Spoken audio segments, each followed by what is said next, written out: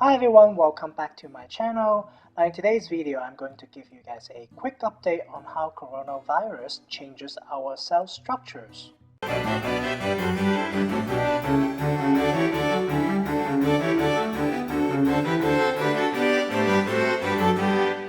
If you are new to my channel, I'm Dr. Han. I love to produce review videos on online courses and sharing information and updates on health and science information. I also like to share learning tips and tricks for students' personal and academic development. If you haven't subscribed to my channel yet, please hit the subscribe button down below. Now, in today's video, I'm going to share a very quick update on the latest research published or led by UCSF, University of California, San Francisco, on how coronaviruses changes cell structures. Now, without further talking, let's go into the videos. Alright guys, today let's have a very quick update on COVID-19 again and see how coronavirus makes our cell to grow tentacle-like structures. Okay, that's very actually very shocking.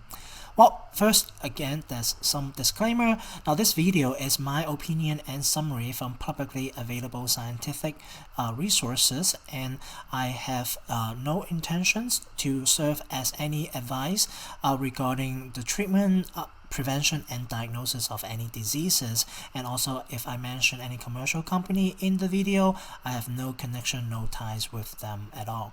Okay, so let's take a look of this first shocking image released by one of the latest scientific paper in this field. Okay, this research is led by University of California, San Francisco, okay, UCSF. Alright, so this picture is looking at a tentacle. Let's take a closer look. So you see the cell is having all these tentacles coming out with these blue particles, i.e. those coronaviruses, laying on top of them. Alright, so let's go back a little bit and have a little bit recall of how viruses change our cells. So viruses, including coronaviruses, it use our cells and host mechanisms and proteins to replicate. Basically, they hijack our cell to do their job. Now it changes our cellular proteins, many proteins are being affected, and in turns lead to changes in cell cycles, okay, how our cells are replicating. Basically, it stops our cell from replicating and also change the morphology, the shape of our cell. Okay, so what are these shape changes? Look at it, it makes our cell kind of spiky. Again, well, let's take a different look of what's going on. Alright, so this virus actually takes over a protein called CK2 and changes our shape and structure. Now that leads to growing tentacle-like structure, also known as Filopodia. So what are Filopodias? Okay, now Filopodias that actually like tentacle, and they are in this picture show they are covered by these SARS-CoV-2 viruses. Now it makes these cells, having a arm basically stretch it out, and it can poke nearby cells and spread the virus to nearby cells. That is one of the reasons that this virus is so infectious and spreading across different cells in our bodies. Now this has been seen in other viruses, including Ebola viruses, but it is the first time being seen in coronaviruses. Okay, so what can we do? Now this study identified these features that is unique to SARS-CoV-2, and they also look at some compounds and drugs that can potentially stop this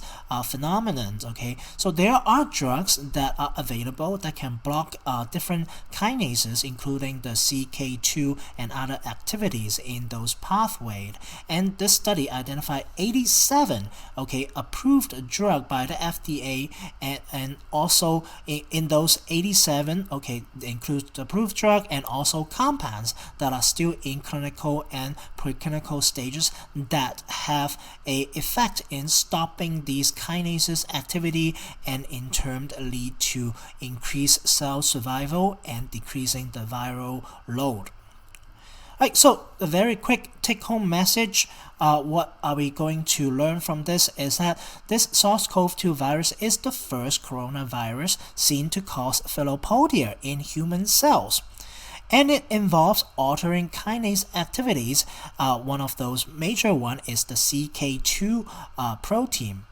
Now, there are many approved drugs and also compounds that are in development that can regulate kinase activities, and these drugs have been tested to have some effect in decreasing viral load and increase cell survival in their cellular experiments. So it is hopeful that some of these compounds are being tested in a more advanced clinical stage so that we can have more options to treat the disease and therefore leading to a more speedy recovery.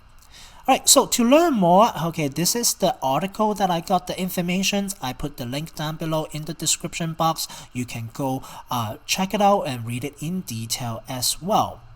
Well, if you learned something new from today's video, please give me a thumbs up and leave some comment down below and have some discussions. It really makes a difference on my channel. Well, that's it for today, and I'll see you next time. Bye.